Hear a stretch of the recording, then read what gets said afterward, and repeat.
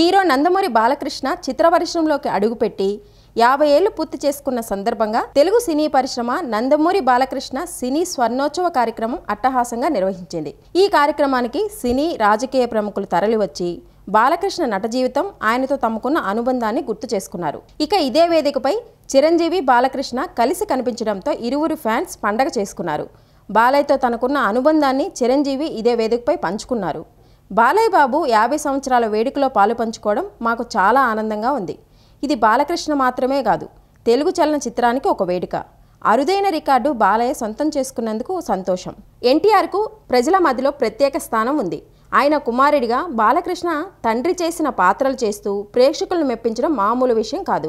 తండ్రికి తగ్గ తనయుడుగా ఆయన ప్రత్యేకత చాటుకున్నారు. ఫ్యాన్స్ గొడవలు పడుతుంటారు.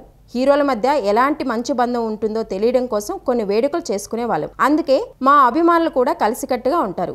మా ఇంట్లో ఎలాంటి శుభకార్యం జరిగినా బాలయ్య వస్తారు. మాతో కలిసి డ్యాన్స్ కూడా చేస్తారు. 50 ఏళ్ల ఈ ప్రయాణం ఇంకా హీరోగా నటించే ఘనత బాలయ్యకే సొంతం. భగవంతుడు ఆయనకు ఇదే శక్తిని ఇస్తూ 100 ఏళ్లు ఆయురారోగ్యాలతో ఉండాలని భగవంతుని కోరుకుంటున్నాను. రాజకీయ, వైద్య రంగాల్లో ఇలా సేవ చేయడం నా భూతో నా భవిష్యత్. మేమంతా ఒక కుటుంబం లాంటి వాళ్ళం.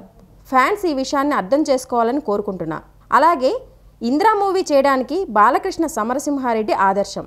బాలకృష్ణతో కలిసి ఒక ఫ్యాక్షన్ మూవీ చేయాలని ఉందని తన మనసులో మాటను బయటపెట్టారు చిరంజీవి.